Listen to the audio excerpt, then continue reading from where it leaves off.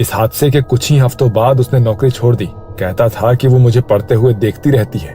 उस दिन के बाद से लाइब्रेरी बंद कर दी गई है। तुम चारों को मैं आखिरी बार कह रहा हूँ कि इससे दूर रहो, वरना अनुशासनात्मक कार्रवाई होगी। चारों चुपचाप कमरे से बाहर निकले। अब क्या? अब हम वो करेंगे जो हमें करना है। अगर कॉलेज मना कर रहा है तो सच्चाई चुपके से सामने लाई जाएगी। कॉलेज की मनाही के कुछ ही दिनों बाद एक रात जब पूरा कैंपस सो चुका था, एक काली कार कॉलेज के पिछले गेट पर रुकी। कार से उतरे डॉक्टर सिद्धार्थ मेहता। लाइब्रेरी यही है? हाँ सर, जिस जगह से सब डरते हैं। तो फिर डर को काम पर लगाते हैं।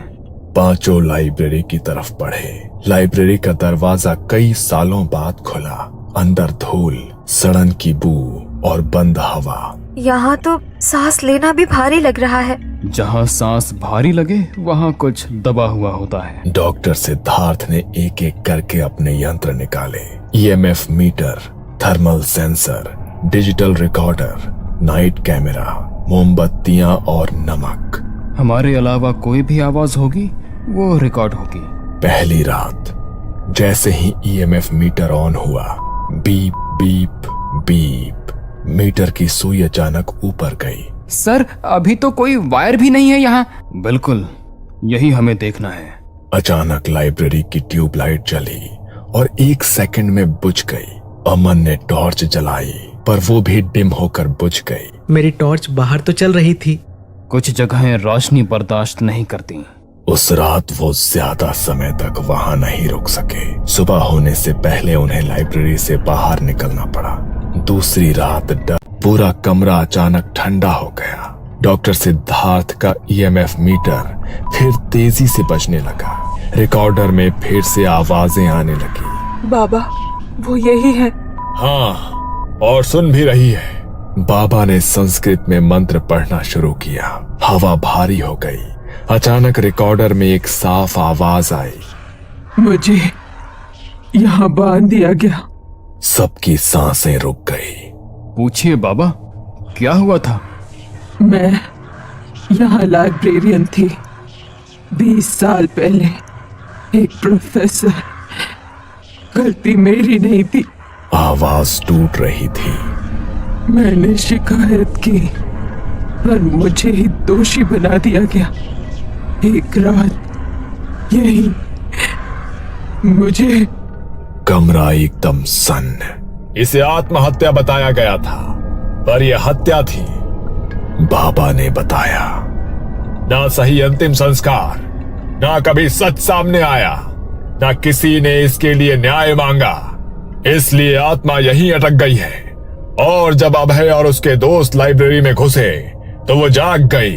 आज रात यही विधि होगी। रात 2:30 बजे लाइब्रेरी के बीचों बीच हवन कुंड बनाया गया। उस आत्मा का नाम उच्चारित किया गया। उसके लिए नए कपड़े, दिया और जल लाया गया। डॉक्टर सिद्धार्थ ने रिकॉर्डर ऑन रखा। बाबा ने उस आत्मा के अंतिम संस्कार की विधि पूरी की और उसे मुक्ति दिलाई। इसके बाद लाइब्रेरी में शांति हो गई। ईएमएफ मीटर भी शांत हो चुका था और रिकॉर्डर में भी अब कोई हलचल नहीं थी। रात के ठीक 12 बज चुके थे। कॉलेज पूरा अंधेरे में डूबा हुआ था। पुरानी लाइब्रेरी के दरवाजे के सामने 4 परछाइयां खड़ी थी। दरवाजा खोलते ही सड़ी हुई किताबों की गंध और नमी भरी हवा बाहर आई। ये जगह बहुत समय से बंद है, पर ऐसा लगता है कोई यहाँ आता है। ईएमएफ मीटर अचानक तेज आवाज करने लगा। टिक टिक टिक। सर, ये तो अभी शुरू हुआ है। हाँ, और ये सिर्फ शुरुआत है। कॉलेज के सीनियर्स नए स्टूडेंट्स को समझा रहे थे। एक नियम याद रखना, 3rd फ्लोर वाली लाइब्रेरी के पास मत जाना। दिन में भी नहीं और रात में तो भूल कर भी नहीं। क्यों? वहाँ कोई है। ना कोई नोटिस, ना कोई चेतावनी बोर्ड, बस डर जो हर साल पिछली बैच से अगली को सौंप दिया जाता था। कुछ लड़कियों ने एक दूसरे का हाथ कसकर पकड़ लिया। सबके चेहरों पर बस डर का भाव था, पर उसी भीड़ में अभय सबको देख रहा था। वो डरा नहीं, बस सोच रहा था। अभय की आंखों में वो चमक थी जो डर से नहीं, जिज्ञासा से पैदा होती है। अगर सच में वहाँ कुछ है तो आज तक किसी ने पता क्यों नहीं लगाया? क्योंकि लोग डरते हैं अभय, डरने की वजह से सवाल नहीं करते। पर डर से सच तो नहीं बदल जाता सिमरन। अभय ऐसा नहीं था कि उसे डर लगता ही नहीं, तैयार था। कैमरे सेट थे, रिकॉर्डर ऑन था। तभी एक किताब अचानक शेल्फ से गिरी, फिर दूसरी, फिर तीसरी। ये किताबें कैसे गिरी? रोहन ने मोबाइल निकाला, पर मोबाइल में बस 20% बैटरी बची थी और वो भी कुछ ही मिनटों में 0% हो गई। सभी के फोन बंद हो गए। इसी बात का डर था, ऊर्जा खींची जा रही है। रिकॉर्डर चल रहा था। अचानक कुछ फुसफुसाहट रिकॉर्डर पर आने लगी। कुछ साफ सुनाई नहीं दे रहा था। सबकी रीढ़ में ठंड दौड़ गई। अब निकलने का समय हो चुका था। सर, वो आवाज हमारी नहीं है। तीसरी रात कुछ बदल गया। जब वो लाइब्रेरी के पास गए तब दरवाजा खुला था। वो अंदर घुसे तो लाइब्रेरी में सब चीजें बिखरी पड़ी थी। टेबल, कुर्सियां, किताबें सब जमीन पर पड़ी थी। सिद्धार्थ ने ईएमएफ मीटर और रिकॉर्डर सेट किया, पर आज दोनों यंत्रों में ज्यादा हलचल थी। इसके अलावा पांचों को ऐसा महसूस हो रहा था कि कोई आसपास घूम रहा है। उन्हें ठंडी हवा लग रही थी और उनके रोंगटे खड़े हो रहे थे। ये आत्मा आजकल ज्यादा ही सक्रिय हो गई है। वो हमें उसकी मौजूदगी बता रही है। मतलब? तीसरे दिन वो वहां ज्यादा देर तक रुक नहीं पाए। अगले दिन से कॉलेज में अजीब होने लगा। क्लासरूम में आखिरी बेंच पर कोई बैठा दिखा। अगले दिन चारों सीधे कॉलेज के प्रशासनिक भवन पहुंचे।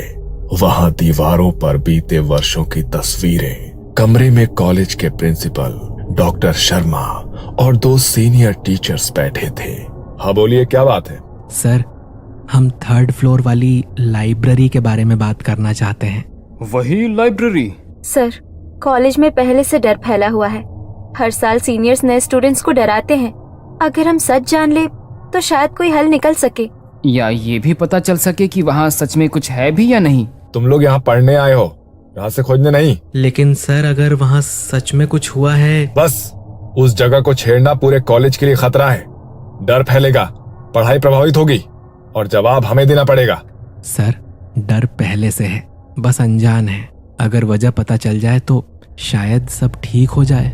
नहीं अभय, कुछ सवालों के जवाब नहीं होते हैं। प्रिंसिपल कुछ पल चुप रहे, फिर धीरे से बोले, तुम्हें एक बात बताता हूँ जिसके बाद तुम ये ख्याल शायद खुद छोड़ दोगे। करीब 12 साल पहले एक जूनियर लाइब्रेरियन था, शेखर को रात की शिफ्ट मिली थी। एक सुबह वो लाइब्रेरी के अंदर बेहोश मिला। आंखें खुली थी पर बोल नहीं पा रहा था। फिर रात को जब वो लाइब्रेरी में अकेला था, किसी ने उसका नाम लेकर बुलाया। चारों की सांसें थोड़ी तेज हो गई। इस हादसे के कुछ ही हफ्तों बाद उसने नौकरी छोड़ दी। कहता था कि वो मुझे पढ़ते हुए देखती रहती है। उस दिन के बाद से लाइब्रेरी बंद कर दी गई है। तुम चारों को मैं आखिरी बार कह रहा हूँ कि इससे दूर रहो, वरना अनुशासनात्मक कार्रवाई होगी। चारों चुपचाप कमरे से बाहर निकले। अब क्या? अब हम वो करेंगे जो हमें करना है। अगर कॉलेज मना कर रहा है तो सच्चाई चुपके से सामने लाई जाएगी। कॉलेज की मनाही के कुछ ही दिनों बाद